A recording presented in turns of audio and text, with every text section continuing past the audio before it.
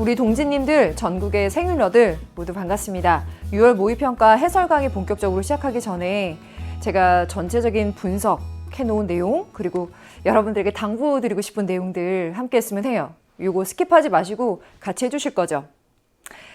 첫 번째 얘기부터 들어보실게요. 이번 문항을 보면서 전반적으로 어땠는가라고 전반적인 총평을 하자면요.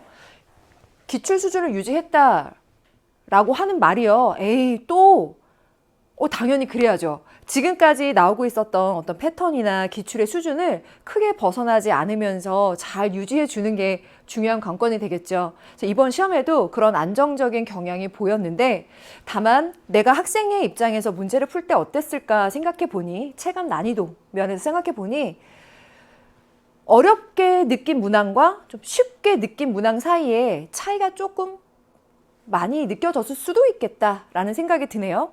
그러니까 쉽게 풀었던 문항을 보면서 쉽네, 나 잘하는데 라는 자신감을 얻고, 어려운 문항에 접근했을 때 나 이거 왠지 맞은 것 같아, 잘 푼 것 같아 라고 했는데 의외의 실수를 했거나 잘못 판단했을 수도 있고요. 아니면 나 이런 부분의 개념까지는 내가 안 해본 것 같은데 라고 곤란을 느꼈을 수도 있을 것 같아요. 그래서 체감 난이도로는 전반적으로는 지금까지 나왔었던 그 패턴이지만, 쉽게 느낀 문항과 의외로 틀린 문항 사이에 갭이 있을 수 있었겠다라고 첫 번째 정리했고요. 그런 면에서 두 번째 하고 싶은 얘기는, 문제 풀다가 이 사상가 누구지? 이름 뭐지? 내가 했나? 라고 당혹스럽거나 놀래서 나 이거 사상가 모르면 이거 노베어서 문제 틀리나? 해버릴 수 있는 그런 문항. 아니면 지금까지 이 파트가 문항에 나오긴 나왔었는데 이렇게까지 깊이는 안 나왔었는데 이번에 좀 훅 들어갔는데? 라는 생각을 하신 문항이 있으실까요? 예를 들어서 칼포퍼 문제나 아니면 계약론 같은 문제들이 제가 보기에는 좀 그랬던 것 같아요. 근데 관건은 이런 부분에 당혹해하지 말고 정답으로 가는 길을 정확히 열어놨거든요. 그걸 잘 잡아가면 된다라는 그 실전 적응력, 요것이 크게 작용했을 것 같아요. 이 얘기를 조금만 더 이어가 볼게요. 매해 단원별로 제가 분석을 해보거든요. 매 시험마다 분석을 해보는데 항상 이렇게 좀 그림같이 나와요. 전체 6개의 대단원에 가장 중요한 단원은 사회와 윤리 파트인데, 이번에는 그냥 아예 단원을 쪼개서 넣어봤어요. 직업과 청력, 문민신서 문항 기억나세요?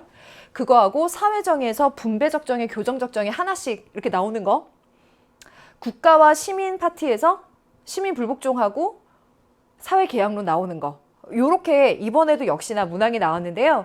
요 5문제를 제외하고 또 다른 파트에서는 3문제 정도씩 골고루 분포가 되었다라고 볼 수 있겠고, 제가 요렇게 노란색으로 색깔 표시한 거는요, 항상 설명하죠. 학생들마다 서로 느끼는 난이도는 조금씩 다를 수 있겠지만 전반적으로 봤을 때 생윤 20문항 중에 고난도 개념이 필요한, 항상 빈출되지만 개념이 꼭 있어야 되는 그런 류의 문항들이 뭐가 있겠냐라고 하면 이 5문제 정도를 꼽을 수 있겠는데, 그 소재들이 여기에 들어가는 것들이에요. 여러분들도 그러셨죠? 그 5문제를 앞으로도 잘 갈고 닦아야 되는 게 우리의 숙제인데, 이 고난도에 해당되는 문항들을 좀 더 깊이 들어와서 분석해 본 결과는 요거예요. 역시나 생윤을 하드캐리하는 칸트와 롤스 선생님. 이 중에서 3번 문제는 저 그래도 쉽게 풀었어요 라고 하셨을 수 있는데, 요 문제에도 사실 개념적인 바탕이 있는 거긴 하죠. 그렇게 3번 문제 칸트를 잘 해결하고 나면 교정적 정의와 자연과 윤리에서 다른 사상가들과 엮인 칸트를 만났을 거예요. 근데 거기에 삼원형 비판이거나 벤 다이어그램 문제여서 지금까지 항상 교정적 정의에서는 요 형식, 자연과 윤리에서는 요 형식으로 나왔던 거에 대한 훈련이 좀 되어 있었다면 조금 더 수월하게 접근하지 않았을까 싶은데, 항상 매해 수험생들이 어려워하는 파트입니다. 네. 그리고 롤스 선생님의 경우에는 분배적 정의, 불복종, 해외 원조에서 출제가 됐는데, 불복종과 해외 원조의 경우에는 피터 싱어와 함께 나왔죠. 그래서 피터 싱어의 같은 요소가 들어가 있는 거예요. 특징적인 요소는 기억, 니은, 디귿, 리을 중에서 고르는 거기 때문에 개념이 탄탄하면 가장 좋죠. 그런데 실전이라면 그 개념을 토대로 봤을 때 정확히 틀리다라고 판단할 수 있는 걸 먼저 제외시켜 가면서라도 정답에 차근차근 착착 접근해 가는 거. 이러한 센스, 이러한 능력까지도 강조해 드리고 싶네요. 그렇게 해서 칸트, 롤스, 싱어에게서 핵심적인 문항들이 이렇게 나왔고요. 이번 시험에 정말 개념 토대로 정확히 잘 맞추셨다면 베스트이고요. 조금 우연적인 부분들이 작용해서 맞았거나 혹은 틀렸거나 라고 한다면 앞으로 저랑 같이 이런 부분들을 더 탄탄하게 닦아가셔야 되는 거예요. 아시겠죠? 자, 그 부분에 대한 잔소리를 이 총평 끝나면서 해드릴 테니까 그것도 좀 들어주세요. 네. 지금 그 잔소리를 좀 하려고 하는데요. 완전 애정가라서 하는 잔소리니까 스킵하지 마시고 요거 한번 들어봐 주세요. 학교에서 매해 학생들 보고 같이 공부하면서 느끼는 건 지금 이 시험이요. 딱 수능이 아닌 이상 그 수능에 가기 전까지의 과정에서 보는 여러 시험들과 테스트들 있잖아요. 그 과정에서 아주 좋은 성적을 낸 친구들이 마지막 결과에도 좋은 성적을 낼 가능성이 당연히 크죠. 하지만 그렇지 않더라도 내가 이 시험에서 뭘 몰랐는지, 뭘 실수했는지 라는 걸 정확하게 파악하고 있는 사람이 나중에 좋은 점수를 받을 가능성이 가장 크더라고요. 너무 당연한 말 같지만 내가 뭘 모르는지를 정확하게 아는 사람. 그래서 와서 질문할 때도 선생님 저희가 이 지점에서 굉장히 헷갈렸어요. 고민이 됐어요. 라고 딱 질문할 수 있을 정도로 내가 뭘 모르는지 자기 파악이 된 경우. 그러려면 그 문제를 곰곰이 계속 생각해 볼 수 있어야 돼요. 설명 듣고 훅 넘기는 것이 아니라 자기 파악을 정확히 해주기. 거기서 끝나는 게 아니라 이걸 개념하고 기출문제하고 연계교재까지 해서 다시 한번 잘 다듬어야 되겠다라고 계속 노력하는 사람. 그러려면 자신감도 중요하지만 겸손한 마음도 필요해요. 그리고 견뎌내는 힘. 요것도 부탁드립니다. 같이 해요. 그리고요. 요거 교실에서 하면 조금 더 직설적으로 나갈 것 같은데 살짝 우회적으로 말씀드리면요. 생윤시험을 보면 꼭 하는 얘기 중에 하나가 선생님 윤리는 말이 어려워요. 선택지는 그 말 때문에 헷갈렸어요. 그 말을 잘못 이해했어요. 이런 얘기들을 많이 해요. 그럼 저거 그치. 윤리가 그렇게 말이 어려워. 그걸 잘해야 되는데 그치. 라고 저도 공감을 충분히 하지만 이렇게 계속 열심히 공부를 해왔는데 시험 때마다 내가 뭔가 계속 말을 잘못 이해하고 있다. 뭔가가 계속 헷갈린다. 라고 한다면 그게 정말 내가 정말 정확히 이해했지만 단순하게 실수를 한 건지 아니면 그렇게 반복되는 실수 속에 내가 잘못 잡은 오개념이나 잡지 않았던 빈개념이 있는 건 아닌지 이걸 한번 냉정하게 따져볼 때가 된 것 같아요. 그래서 그 냉정함이 자기 파악을 하게 해서 앞으로 쭉쭉 나가게 해줄 수 있을 거예요. 그래서 이 정도의 냉정함 필요합니다. 우리 같이 점검해보죠. 그래서 해설 강의에 들어오셔가지고 그 자기 파악을 해보는 거예요. 아시겠죠? 그래서 자기 파악을 한 다음에 사상가 기반한 고난도 문항 있죠. 제가 아까 보여드렸던 칸트, 롤스, 싱어 문항이 대표적일 거예요. 분명히 빈 개념 있어요. 내가 안 한 부분. 그리고 난 했다 싶은데 잘못 이해하고 있는 게 있어요. 이건 학생들이 질문하는 걸 들으면 딱 알겠더라고요. 열심히 했는데 이런 부분들이 살짝 꼬이는구나. 그런 오개념들이 반드시 있거든요. 그걸 바로 잡으면 돼요. 그래서 문항을 풀 때 그 문항 속에서 그 내용을 논리적으로 이해하는 거. 제시문과 선택지의 내용을 내가 원래 알고 있던 개념에 대입해서 논리적으로 이해하면서 추론해 가는 거. 그리고 정답을 유추해내는 과정에서 실수하지 않는 거. 이런 문항 접근력까지 앞으로 조금 더 보완을 하면 좋을 것 같아요. 그리고 두 번째는요. 의외로 실수하는 문항이라고 썼는데 1번처럼 고난도 개념이 필요한 문항은 아닌 것들이 생윤에 있어요. 우리 생윤어들 알아요. 그죠? 근데 왜 틀렸을까? 개념 문항도 아닌데 왜 틀렸을까 하는 것들이 있단 말이에요. 그럴 경우에는요. 그 문항의 구성들이 시간 잡아먹거나 내 집중력을 흐트러뜨리는 그런 문항 구성인 경우들이 있어요. 그래서 평소에 잘 훈련을 안 해놨는데 실전에 오니까 내가 은근히 떨리고 집중 안 돼가지고 실수해버렸다라는 경우가 생기거든요. 그래서 평소에 어떤 문항 형식으로 나오는지, 그런 문항들은 어떻게 접근해야 되는지 요거 익히면 좋죠. 아, 이것도 놓치지 않기.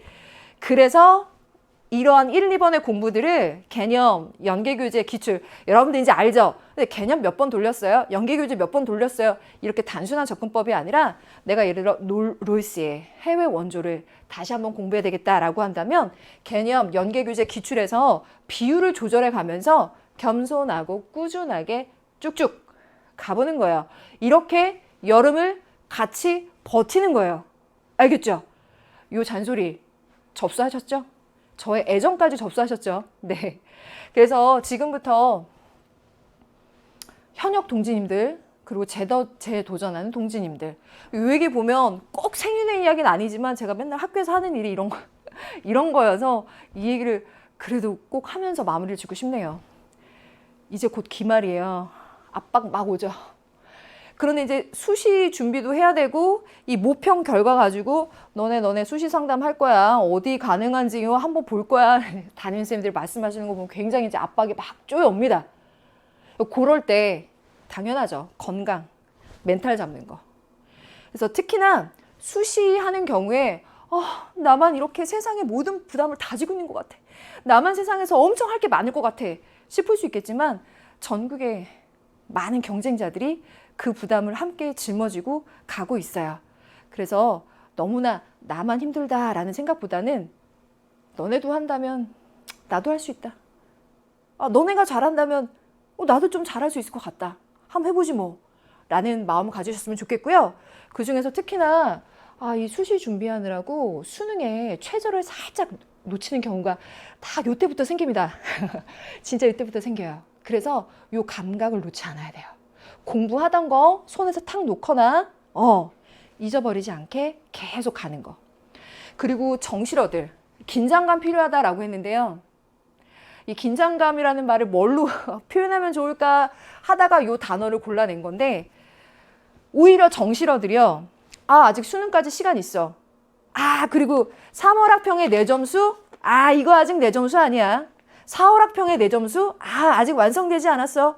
6월 모평 내 점수? 아직 아니야. 좀 더 하면 이거 진짜 내 점수 아니야. 진짜 내 점수는 9월에 나올 거야. 이렇게 시안을 멀리 두고 보는 경향이 있어요. 이제 목전에 두십시오. 눈앞에 있어요. 너무 목표 지점을 두지 말고 멀리 두지 말고 6월 모평까지 받고 내 약점이 드러났다면 이제 빨리 달려야 돼. 더 늦추지 말자라는 마음으로 긴장감 가졌으면 좋겠어요. 알겠죠? 그리고 재도전하는 동지님들은 이제 시험 보고 나서 이렇게 연락 오고 상담하고 할 때 선생님 작년에는 이런 거 없었는데 갑자기 이런 거 나와가지고 저 1년 사이에 이렇게 많이 바뀐 거예요. 그 바뀐 한 부분, 새로운 한 부분이 나에게는 엄청 커 보일 수 있어요. 하지만 매해 시험들은요 그렇게 조금씩의 변화는 들어와요. 유달리 나에게만 그렇게 올해에만 큰 변화가 온 게 아니거든요. 그러니까 그런 지점들에 대해서 유연하게 대처할 수 있는 멘탈을 갖는 것도 실력이겠다라는 마음으로 가면 좋겠네요. 네, 잔소리가 좀 길었는지 모르겠는데요. 이 말 어때요? 우리는 스스로 그렇게 되기로 결정했던 바로 그 사람이다. 지금 나의 모습에 혹은 나의 점수에 지금까지 노력했던 나 자신에 대해서 만족할런지 어떨지 모르겠어요. 그런데 지금이 내가 지금 해왔던 만큼의 나야 라고 좀 냉정하게 받아들이고 근데 또 이게 다가 아니잖아. 앞으로도 있잖아. 한번 열심히 해보자. 나 자신한테 부끄럽지 않게 후회 안 하게 한번 해보자. 그래서 지금부터 여러분들 내가 지금 이후로 어떤 사람이 되기를 결정하는가, 그래서 내가 어떻게 할 건가에 대해서 좀 더 긍정적인 마인드를 갖고 다시 한번 탁 힘을 냈으면 좋겠어요. 네. 오늘 감독하는데 졸업생들 와가지고 시험 보는 그 사실 있잖아요. 나디근 학생이다 라고 봤는데 졸업을 했고 군대에 갔는데 수능 준비를 하고 있었던 친구였던 거예요.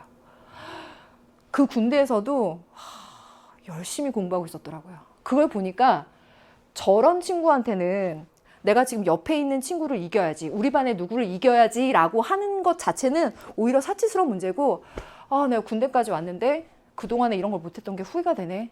더 후회되지 않게 한번 해보자. 내 꿈이 중요하지 않을까라는 생각이 들더라고요. 그래서 시험이나 대입은 경쟁이라는 거 당연히 무시 못해요. 경쟁이에요. 하지만 그 경쟁 자체에 함몰되기보다는 이거 경쟁하려고 하는 거 아니잖아요. 내 꿈을 이루려고 하는 거죠. 그래서 내 레이스를 한 번만 좀 더 생각해 보면서 그 레이스를 건강하게 완주해내겠다. 후회하지 않겠다. 라는 마음으로 갔으면 좋겠어요. 그 옆에 저도 같이 달립니다. 다 같이 몸, 마음 챙기면서 파이팅 합시다. 여러분도 모두 수고했고요. 앞으로도 같이 힘내요. 고맙습니다.